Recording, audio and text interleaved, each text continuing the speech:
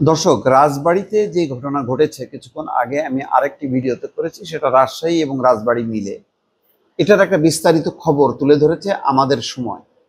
সেখানে বলা হচ্ছে ইমাম মাহাদি দাবিকারী নুরালের লাশ কবর থেকে তুলে পোড়ালো তৌহিদি জনতা।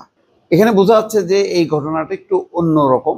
এই বিষয়ে নুরা পাগলার অনুসারীদের সাথে লোকাল লোকজন আলাপ আলোচনা চলছিল যে এই সমস্যার সমাধান করার জন্য। কারণ যেভাবে কবর দেয়া হয়েছে এবং যেভাবে তার পুরো কবরস্থানটা ঘেরাও করা হয়েছে উঁচু করে, তাতে এক ধরনের ধর্মীয় উত্তেজনা তৈরি হয় এবং এই উত্তেজনাটাকে একেবারে উড়িয়ে দেওয়া যাচ্ছে না। এটা হলো বাস্তবতা। খবরে যে বর্ণনা দেওয়া হয়েছে তাতে বলা হচ্ছে নুরা পাগলার মৃত্যুর পর তার কবর ভিন্ন রীতিতে দেওয়া হয় এবং মারা গেছে। সে 23শে আগস্ট তার মৃত্যু হয়। সেই মৃত্যুর পর তার কবরকে ঘিরে যেই ধরনের স্থাপনা গড়ে তোলা হয় তাতে লোকজনের মধ্যে উত্তেজনা তৈরি হয়।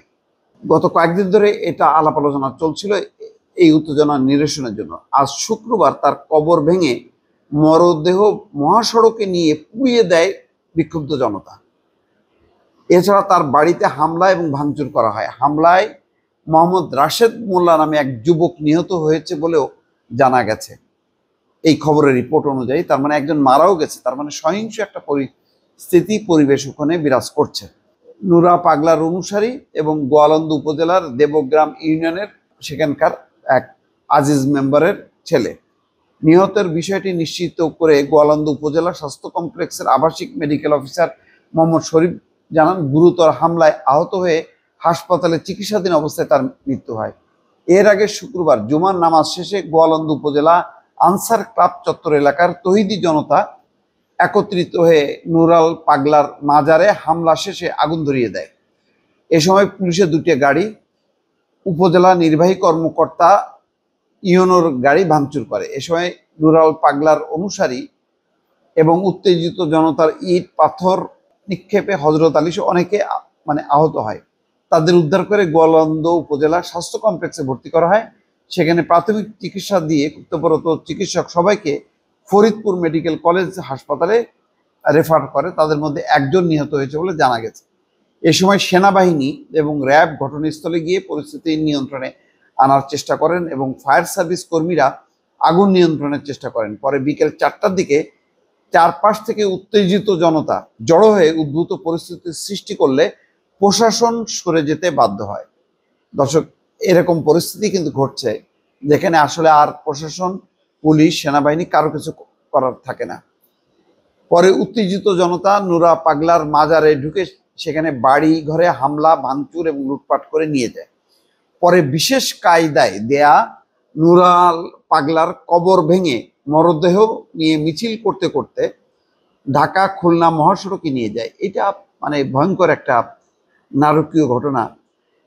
মারা গেছে, তার কবর দেওয়া হয়েছে, সেই মরদেহ নিয়ে মিছিল করতে করতে ঢাকা খুলনা মহাসড়কে নিয়ে যায়। চিন্তা করেন, শুধু ভিডিওটা যদি থাকতো তাহলে চিন্তা করেন, একটা মৃতদেহ কবর থেকে বের করে নিয়ে যাচ্ছে, মহাসড়কের পদ্মার মোড় এলাকায় নিয়ে সড়কের উপর রেখে পেট্রোল ঢেলে আগুন ধরিয়ে মরদেহ পুড়িয়ে দেয়। এটা যে কোনো মধ্যযুগীয় যে নির্যাতন বা কাহিনী, সেই কাহিনীকে কিন্তু হার মানায়। এটা আমি ভিজুয়ালাইজ করতে পারছি না, কিন্তু শুধু বোঝেন আর কি। একটা মরদেহ নিয়ে মহাসড়কের উপর রেখে পেট্রোল ঢেলে সেটা জ্বালায় দেওয়া হয়, একটা মরদেহর উপরে এই পরিস্থিতি। বিকেল 5:30টার দিকে আবারও সেনাবাহিনী, ম্যাজিস্ট্রেট, পুলিশ, র্যাব ঘটনাস্থলে গিয়ে পরিস্থিতি নিয়ন্ত্রণে আনেন। এই ঘটনায় এই এলাকায় চরম উত্তেজনা দেখা দিয়েছে। এদিকে রাজবাড়ী, বালিয়াকান্দি, পাংশা, কালুখালী উপজেলাতেও বিক্ষোভ মিছিল এবং সমাবেশ করেছে উত্তেজিত জনতা। তার মানে একটা ধর্মীয় অনুভূতির উপর আঘাত আনা হয়েছে, এই মর্মে জনতা একমত হয়েছে এবং তারা সেই লক্ষ্যেই তারা সমাবেশ করছে, বিক্ষোভ করছে। গত 23শে আগস্ট নুরাল পাগলার মৃত্যুর পর পরিবারের সিদ্ধান্তে তাকে নিজ বাড়ির সামনের অংশে 2 তলা সমান প্রায় 12 ফুট উঁচু একটি কাঠামোর ভেতরে কবরস্থ করা হয়। পরে কবরটিকে কাবা শরীফের আদলে রং করা হয়, খেয়াল করেন, এবং হজরত ইমাম মাহাদি দরবার শরীফ লেখা ব্যানার টানানো হয়। এরপর থেকে স্থানীয় ধর্মপ্রাণ মুসলমানদের মধ্যে চরম অসন্তোষ সৃষ্টি করে। এটাও দেখেন কত বড় একটা মানে ধর্মবিরোধী কাজ, যে একটা মানুষ মারা গেছে, সেখানে এটা দরবার শরীফ লিখে দিল একটা মৃত মানুষকে ঘিরে। এটা মানে এই যুগে এরকম একজন মানুষ মারা গেল, তাকে ইমাম মাহাদি আখ্যায়িত করছে। এগুলি হলো ধান্দাবাজ মতলববাজদের কাজ। এটার সাথে ধর্মের কোনো সম্পর্ক নেই, ইসলামের কোনো সম্পর্ক নেই, কিন্তু এটা যারা ব্যবসায়ী সম্ভবত তাদেরই কাজ। এবং এই যে ঘটনা ঘটলো, 26শে আগস্ট তারা বিক্ষোভ কর্মসূচিরও ডাক দেয়, কিন্তু প্রশাসনের এটা আরও পদক্ষেপ দরকার ছিল। সাথে সাথেই পুলিশ এবং সেনাবাহিনী যারাই হোক না কেন স্থানীয়, এই ধরনের কবরটা একদম ভেঙে দেওয়ার দরকার ছিল, এটা উচিত হয়নি। তখনই নিয়ন্ত্রণ করলে আজকে এইরকম একটা নারকীয় পরিস্থিতি কিন্তু সৃষ্টি হতো না। ফলে আমার মনে হয় যে এই ঘটনায় সব পক্ষের একটা দায় আছে। দায়টা কি জানেন? সময় মতো এটা প্রশাসন নিয়ন্ত্রণটা করতে পারলো না।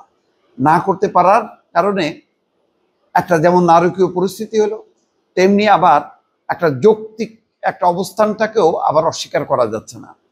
এইসব পরিস্থিতিতে এত স্পর্শকাতর বিষয়গুলো, যে পুলিশ প্রশাসন সবাই আসলে অসহায় হয়ে থাকে, কিন্তু তাদের উচিত ছিল তাৎক্ষণিকভাবে, বা এলাকাবাসীর উচিত ছিল যে এইভাবে একটা কবরকে ঘিরে, একটা মৃতদেহকে ঘিরে এই ধরনের কাবা শরীফের আদলে কোনো কাঠামো তৈরি করা, এইটা করতে দেয়া কোনোভাবেই উচিত হয়নি। দর্শক ভালো থাকবেন, আল্লাহ হাফেজ।